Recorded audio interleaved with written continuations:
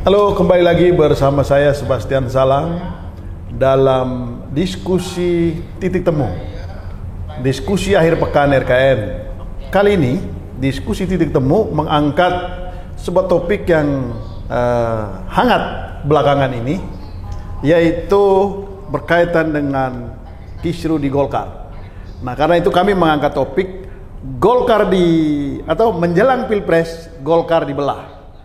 Nah, untuk membahas topik ini, saya nanti akan ditemani oleh narasumber yang juga dari rumah Golkar juga sebetulnya, tapi sekarang dia ini mendukung mendukung Ganjar. Beliau adalah Bung Pompida. Apa kabar? Baik, alhamdulillah. Assalamualaikum warahmatullahi wabarakatuh. Ya. Lalu kemudian di sebelah kiri saya ini Bung Rai. Bung Rai ini adalah pengamat yang nanti bisa melihat, meneropong secara lebih objektif apa sebetulnya yang terjadi ini. Apakah karena Pilpres lalu kemudian ada gonjang-ganjing di Golkar atau Golkar terbelah atau dibelah gitu ya. Nah, tapi nanti ada satu lagi narasumber saya yang akan bergabung itu adalah Bung Sirajudin. Nah, Bung Sirajudin ini juga dia dari rumah Golkar, tapi kali ini dia lebih bermain di Anies. Nah, itu Golkar itu memang warnanya macam-macam, begitu ya, warnanya macam-macam. Nah, karena belum diputuskan. Ya. Karena belum diputuskan mau kemana, jadi ini kadernya semua main dulu. Itu main ini banyak ini. Lalu, oke, saya ke ini dulu ke Bung Pompida dulu. Ya. Ini menjelang Pilpres Golkar dibelah. Iya. Ini judul ini pasnya begitu atau apa sebetulnya yang terjadi di Golkar ini? Pas itu. Karena sebenarnya kalau Golkar dibilang warnanya beda-beda. Bukan terbelah ya, dibelah. Bukan dong. Kan kalau terbelah itu dengan tidak sengaja. Kan ini ada yang sengaja melakukannya, kan begitu. Oh, begitu. Nah, karena apa? Meskipun di dalam sebelumnya sudah ada juga riak-riak. Iya, tapi kan itu kan intentionnya ada keinginan untuk membelah itu gitu, kira-kira seperti itu. Baik dari dalam maupun dari luar mungkin gitu ya. Tapi kenapa dibelah? Karena warnanya kuning. Jadi warnanya bukan macam-macam. Golkar tuh warnanya kuning. Yang enak itu kalau durian udah kuning itu dibelah juga kan enggak gitu. Oh gitu ya. Iya. Nah, jadi Golkar ini adalah merupakan satu kekuatan politik yang ada di tengah-tengah. Dan dia bisa menjadi balancing daripada suatu pendulum gitu. Jadi pendulum ini mau heavy kemana, mau berat kemana, itulah di mana Golkar itu akan berlabuh, akan docking di situ. Nah, kalau dia sudah berlabuh di situ, kemungkinan besar advantage politiknya itu ada di situ. Nah, kalau kemudian ini masih belum jelas, nah banyak tarik menarik kekuatan politik yang ingin Golkar ini bergabung, kan kira-kira seperti itu. Atau kemudian dia ingin menguasai gitu di dalamnya, karena mungkin pimpinannya ini nggak bisa dipegang atau nggak bisa dikontrol, nggak bisa diatur misalnya gitu. Nah, inilah kemudian dikondisikan. Makanya saya bilang bahwa ini dibelah dikarenakan baik dari luar ada keinginan untuk mengintervensi Golkar, dari dalam juga sebetulnya ada yang ingin membelah juga. Jadi memang cocok untuk dibelah. Kira-kira seperti itu. Begitu ya? Iya. Oke, nah saya ke Bung Rai. Siap. Bung Rai. Biasanya ada mikrofon jadi agak juga ya. Lebih enak mana? Lebih enak ini ya? Jadi biasa pegang begitu ya. Dulu, itu tambah ini nih, tambah pede ya kalau pegang gitu ya. Nah, Bung Rai. Iya.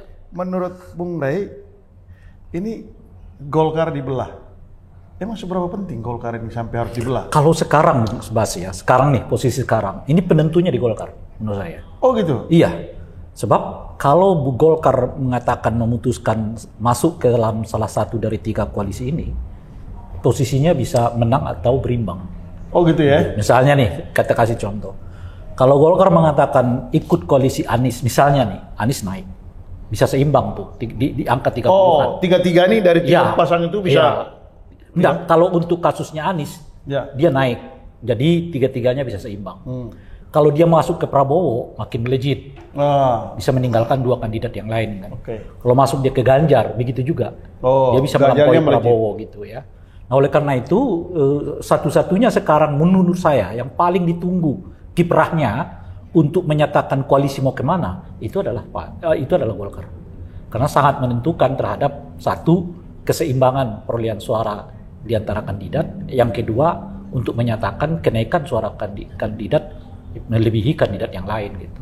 Nah oleh karena itu baik ya secara internal maupun secara eksternal tadi sudah disebutkan oleh Bung Pida, Golkar ini menjadi sangat seksi dan dibutuhkan, diinginkan dan ingin dikuasai oleh ya siapapun yang punya kekuatan untuk melakukan itu gitu. Nah itu yang pertama.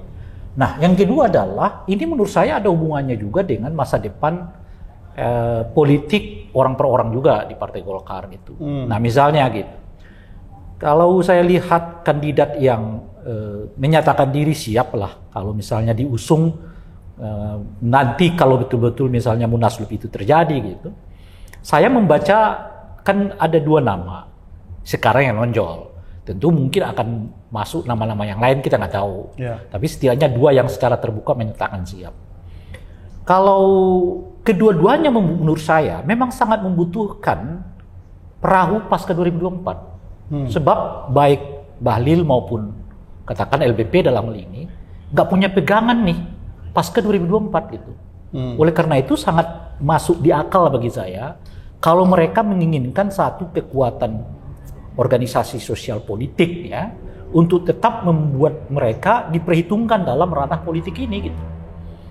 Nah, oleh karena itu kesiapan mereka di dalam katakanlah pencalonan ataupun Munaslup ini ada misalnya dalam kerangka itu gitu. Nah, misalnya LBP mau kemana pas ke 2024? Gitu. Sementara banyak mungkin ya pertanyaan orang terhadap kiprah LBP selama yang bersangkutan setidaknya ya 2 kali jadi menteri di era kabinetnya Pak Jokowi gitu ya. Bahlil, nah kalau Bahlil ya tentu dia mau naik level juga ya di dalam dunia politik gitu ya. Nah oleh karena itu dia merasa penting untuk mendapatkan perahu politik dan itu ada pada Golkar yang terbuka sekarang khasnya untuk dimasuki gitu. Nah oleh karena itu kata dibelah itu sangat mungkin, tetapi itu tidak selalu harus berhubungan dengan kekuasaan yang eksis sekarang ini gitu menurut saya. Gitu. Itu belum tentu sampai ke sana juga gitu. Boleh jadi ini dari perhitungan yang saya sebutkan tadi karena kepentingan orang per orang di dalam khususnya soal gimana nih saya 2024 gitu ya.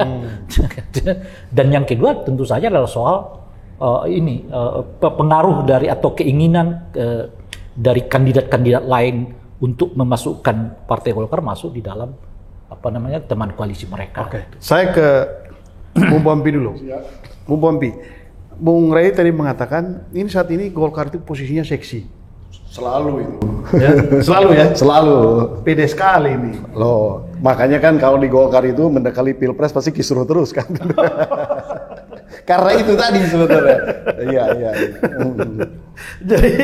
Jadi menjelang Pilpres Golkar pasti kisruh. Pasti kisruh. Jadi kalau begitu kisruh sekarang itu ya bukan sesuatu yang luar biasa ya, biasa saja. Berbeda berbeda ritme dan gamelannya beda gitu, gendangnya beda gitu. Tapi ya hampir mirip lah asal mulanya gitu. Kira-kira seperti itu. Nah, pertanyaan saya begini. Tadi Bung Ray mengatakan ini Golkar ini punya peran yang sangat strategis. Kemanapun dia pergi. Ya. Dan kemana Golkar itu sebetulnya sangat dinantikan oleh pasangan atau oleh calon-calon yang ada sekarang ini gitu. Jadi kalau dia ke sini akan menambah tadi. Kalau ke Anies maka suaranya akan tinggi. Lalu kemudian kalau ke Ganjar maka Ganjar bisa melejit. Lalu kemudian kalau Prabowo juga akan memenangkan pertarungan. Tapi pertanyaan saya, apakah harus membelah Golkar? Kalau tujuannya begitu kan tinggal negosiasi, lo ajak gabung dong, kenapa mesti membelah gitu? Ya, karena memang tadi yang saya bilang bahwa pada saat ini pimpinan daripada Partai Golkar itu mempunyai cara berpikir sendiri.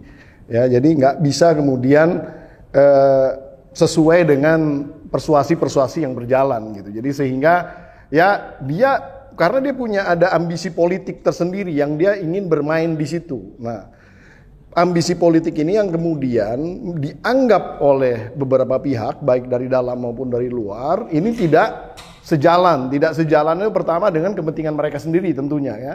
Terus yang kedua juga nggak sejalan dengan posisi Golkar, karena buat mereka positioning Golkar ini untuk secepatnya menentukan sikap itu menjadi penting. Karena apa? Supaya langsung pada selesai gitu urusan-urusannya. Dan yang ketiga sebenarnya ada isu-isu di luar itu yang berbau-bau hukum yang menyangkut kepada pimpinan Partai Golkar kan gitu. Nah, walaupun ini persoalan hukum belum istilahnya tersimpulkan, tapi kan ini menjadi beban tersendiri bagi Partai Golkar.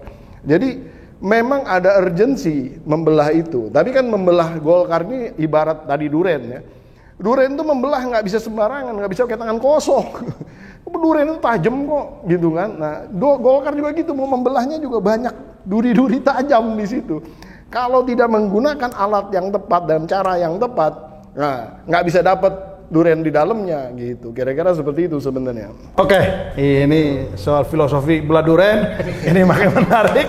Tapi nanti kita lanjutkan setelah break yang satu ini.